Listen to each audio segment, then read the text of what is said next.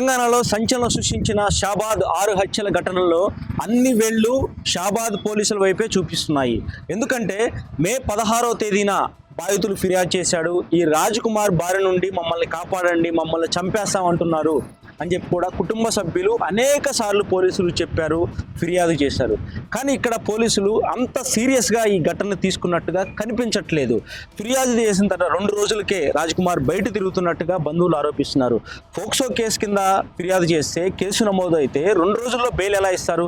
2 రోజుల్లో నిందితుడు ఎలా బయట తిరుగుతాడు? ఆ తర్వాత అనేక సార్లు పోలీసులు కలిసి మమ్మల్ని చంపేస్తామంటున్నాడు అని చెప్పినా కానీ మీరు పట్టించుకోకండి, వాడిని మేము లోపలేస్తాం, మేము భయపెట్టాం అని చెప్పి పోలీసులు పదే పదే చెప్తూ వచ్చారు. కానీ ఎక్కడ కూడా నిందితుడికి పోలీసుల భయం లేదు, చట్టాల భయం లేదు. ఏం చేసినా, ఎవరు ప్రాణాలు తీసినా డబ్బు పెట్టి మేనేజ్ చేయొచ్చు అని చెప్పి కూడా ఆ భావంలో ఉన్నట్టు స్పష్టంగా తెలుస్తుంది. మాట్లాడిన మాటలు వింటే స్పష్టంగా అదే విషయం అర్థమవుతుంది. ఎందుకంటే బాధితుల బంధువులతో కానీ అనేక సందర్భాల్లో మీరు కేసులు పెడతారా, పెట్టుకోండి, పోలీసులు కూడా నన్ను ఏం చేయలేరు, డబ్బులు ఇస్తే అన్నీ సర్దుకుంటాయి, ఎమ్మెల్యే కూడా నన్ను ఏం చేయలేడని మాట్లాడాడంటే ఏ స్థాయిలో, ఎంత క్రూరమైన మనస్తత్వం రాజ్ కుమార్తో తెలుసుకోవచ్చు. ఇదే రాజ్ కుమార్ పై గతంలో కేసులు నమోదయ్యాయి. ఇద్దరి మీద దాడి చేసినట్టుగా నమోదైంది. 1.5 కోటి అప్పుల్లో ఉన్నట్టుగా తెలిసింది. ఎవరైనా ఎక్కువ మాట్లాడితే, ఎవరైనా ఏదైనా తన గురించి డబ్బులు అడిగినా కానీ ఇమీడియట్గా వాళ్ళ మీద దాడులు చేయటం, ఇలా రివర్స్లో ఒక రౌడీజం లాగా వ్యవహరించేవాడు, ఒక రౌడీలా, వీధి రౌడీలా వ్యవహరించేవాడు రాజ్ కుమార్. అలాంటి రాజ్ కుమార్ ఒక మైనర్ బాలికని వేధిస్తున్నాడని చెప్పి బాధితులు ఫిర్యాదు చేస్తే పోలీసులు ఆ స్థాయిలో రియాక్ట్ అవ్వలేదనేది ఈ కేసులో స్పష్టంగా అర్థమవుతోంది. ఈరోజు బంధువులు స్టేషన్ ముందు నిరసన చేస్తున్నారంటే ఇది ప్రధాన కారణంగా కనిపిస్తుంది. పోలీసులు వెంటనే స్పందించి ఉంటే, మే 16ను ఫిర్యాదు చేస్తే తీసుకెళ్లి లోపలేసినట్టుంటే, కొన్నాళ్ళు బయటకు రాకుండా ఉంటే ఇంతలాగా ఈ ఘటన జరిగేది కాదేమో.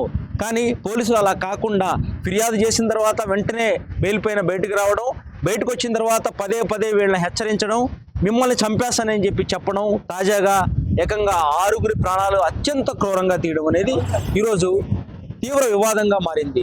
పోలీసులు అయితే ఒకటే చెప్తున్నారు, షాద్ నగర్ పోలీసుల మీద వస్తున్న ఆరోపణలకు సంబంధించి ఉన్నతాధికారులు విచారణ చేస్తూ ఉంటున్నారు. ఏం జరిగింది, ఎంతకు నిర్లక్ష్యంగా వ్యవహరించారనేది మేము చర్యలు తీసుకుంటామని చెప్తున్నారు. అయితే ఈ రాజ్ కుమార్ ఎవరైతే 6 నిండు ప్రాణాలు బలి తీసుకున్నాడో అతని గురించి తీవ్రమైన గాలింపు జరుగుతోంది. ఏకంగా 7 బృందాలు, 50 మంది పోలీసులు షాద్ నగర్ పరిసర గ్రామాల్లో ఊరు జల్లెడ పడుతున్నారు. ఉదయం 6 గంటల వరకు ఎక్కడెక్కడికి వెళ్ళాడు అనేది CCTV ఫుటేజ్ అనేది ఇప్పటివరకు సేకరించారు.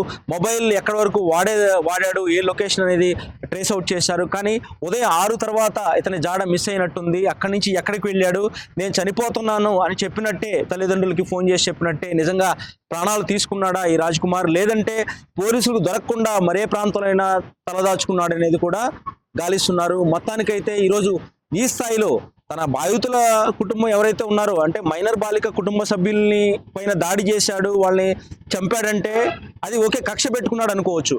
వాళ్ళని చంపిన తర్వాత ఇంటికి వచ్చి సొంత భార్యను చంపేశాడు, 2 పిల్లల్ని చంపేశాడు. అంటే ఎంత సైకోలాగా ఆ క్షణంలో ప్రవర్తించాడో అర్థమవుతుంది. ఆ CCTV ఫుటేజ్ చూసినప్పుడు కూడా బాధితురాలు ఎవరైతే మైనర్ బాలిక ఉంటుందో తల్లిని చంపి, నాయనమ్మని చంపి, ఆ తర్వాత ఆ మైనర్ బాలికని మెడపట్టుకుని బయటకు తీసుకొస్తున్న CCTV ఫుటేజ్ చూసాం. అది రాత్రి 11:30 ప్రాంతంలో ఉంది. అప్పటి నుంచి ఒక మారణ హోమం సృష్టించాడు రాజ్ కుమార్. మరి ఇంత జరుగుతున్నా ఎవరు స్పందించలేదు, కనీసం ఎవరు ఆపే ప్రయత్నం చేయలేదు. 3 హత్యలు చేసి వెళ్ళిపోయాడు, మళ్ళీ భార్య పిల్లలను చంపేశాడు.